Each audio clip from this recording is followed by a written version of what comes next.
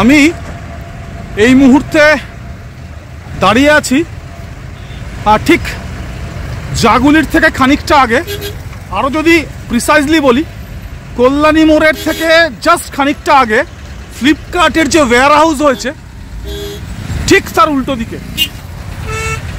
আমি যে আপডেটটা দেওয়ার জন্য এই ভিডিওটা করছি, একেবারেই ছোট্ট ভিডিও, সেটা হচ্ছে যে আমরা দেখছিলাম যে এখানে বহুদিন ধরেই একটা টোল প্লাজার কাজ চলছিল, একটা টোল প্লাজার নির্মাণের কাজ এখানে বহুদিন ধরেই চলছিল।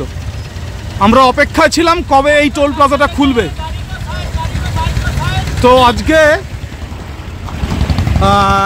আমি সকালবেলা আসার সময় দেখলাম যে এই টোল প্লাজাটা চালু হয়েছে, আর তাই মনে হলো যে একটা আপডেট আপনাদের দেওয়া প্রয়োজন।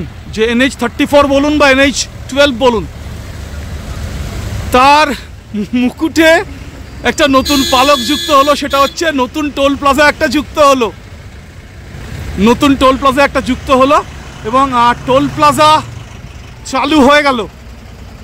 অর্থাৎ আপনি যদি কলকাতার দিক থেকে আপনি যদি শিলিগুড়ি যান বা শিলিগুড়ির দিক থেকে আপনি যদি কলকাতায় ঢোকেন, আপনাকে এক্সট্রা এই মুহূর্তে দিতে হবে 105 টাকা।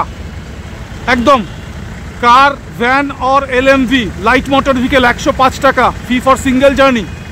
আমি এখান থেকে জাস্ট খানিকটা দেখানোর চেষ্টা করছি। Fee for actually return journey হচ্ছে 155, আর হচ্ছে যে monthly pass valid for 50 single journey 3480 4 চাকার জন্য। আমাদের বাইকারদের এই মুহূর্তে অবশ্য টোল লাগবে না। তো এই হচ্ছে কথা, এই আপডেটটা আপনাদের কাছে দেবো বলেই ভিডিওটা করছি। আর একটা টোল প্লাজা চালু হওয়ার অপেক্ষায় রয়েছে, সেটা হচ্ছে আপনি যখন কলকাতার দিক থেকে আসবেন কল্যাণী এক্সপ্রেসে ধরে বাসুদেবপুর মোড়, মানে যেখান থেকে শ্যামনগরের রাস্তা কাটছে সেই বাসুদেবপুর মোড়, আর পানপুর মোড় মানে যেখান থেকে কাকিনাড়া স্টেশনের রাস্তা কাটছে, এই দুই মোড়ের মাঝখানে কেউটিয়া বলে একটা জায়গা, তার কাছাকাছি একটা নতুন টোল প্লাজার কাজ কিন্তু চলছে এবং সেই টোল প্লাজা কল্যাণী এক্সপ্রেসের উপরে আর কিছুদিনের মধ্যেই হচ্ছে চালু হবে। তো এই হচ্ছে কথা। কলকাতা থেকে শিলিগুড়ি যাওয়া বা শিলিগুড়ি থেকে কলকাতার দিকে ফেরা, তাতে আরও একটা টোল প্লাজা বা আরও একটা টোল কিছুদিনের মধ্যেই যুক্ত হবে, আর একটা অলরেডি যুক্ত হয়ে গেল। এই কথাটা, এই খবরটা হচ্ছে যে আপনাদের দিয়ে দিলাম। অ্যাকচুয়ালি যারা আসবেন জাগুলির দিক থেকে যাবেন, যারা শিলিগুড়ির দিকে বা কৃষ্ণনগরের দিকে যাই বলি, তারা কল্যাণী মোড় পেরিয়েই হচ্ছে যে এই টোলটা আপনারা পাবেন, কল্যাণী মোড় পেরিয়েই। আর যারা আসবেন কৃষ্ণনগরের দিক থেকে তারা জাস্ট হচ্ছে যে বিরোহী মোড়টা ক্রস করে কল্যাণী মোড়ের আগে ফ্লিপকার্ট যে ফ্যাসিলিটি হয়েছে সেই ফ্লিপকার্ট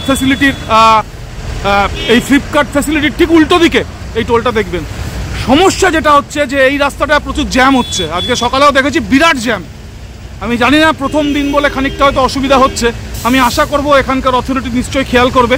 আমাদের এই রাস্তাটা একেবারে জ্যাম ছিল না, নতুন করে রাস্তা হওয়ার পর এই রাস্তাটা একেবারে জ্যাম ছিল না, কিন্তু আজকে সকালেও দেখেছি বা এখনও দেখছি প্রচুর জ্যাম কিন্তু হচ্ছে।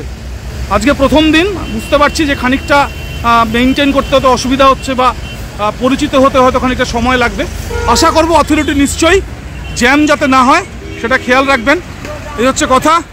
নবকলেবর হচ্ছে যে NH-34 আমরা দেখলাম এই কৃষ্ণনগর সেকশনে, আর এই কৃষ্ণনগর সেকশনের নবকলেবরের পর এই হচ্ছে প্রথম এই কৃষ্ণনগর সেকশনের টোল যুক্ত হলো।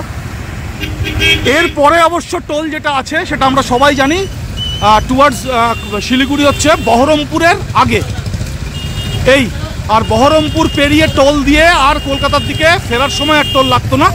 এখন আপনাদের এই জাস্ট কল্যাণী মোড়ের আগে অর্থাৎ এইমস মোড়ের আগে এই টোল প্লাজায় আপনাদের টোল দিয়ে ফিরতে হবে।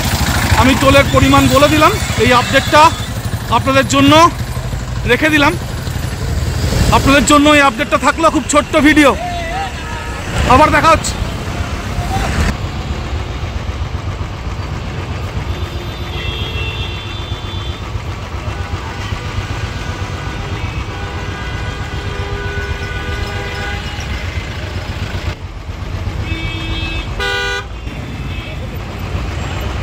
জাগুলির দিক থেকে কৃষ্ণনগরের দিকে যাওয়ার পথে এই হচ্ছে নতুন টোল প্লাজার দৃশ্যপট। খানিকটা এগিয়ে গেলেই এইমস মোড়, সোজা এইমস মোড় ছাড়িয়ে খানিকটা আসলেই আপনি এই নতুন টোল প্লাজার দেখা পাবেন। একেবারে ফ্লিপকার্টের যে ওয়্যার হাউস আছে সেই ওয়্যার হাউসের উল্টো দিকে। এই হচ্ছে কথা, আপনাদের আপডেটটা দেওয়ার চেষ্টা করলাম। এই NH-34-এর ওপরে নতুন টোল প্লাজা চালু। চলুন আবার দেখা হচ্ছে নতুন ভিডিওতে। ভালো থাকুন, সুস্থ থাকুন।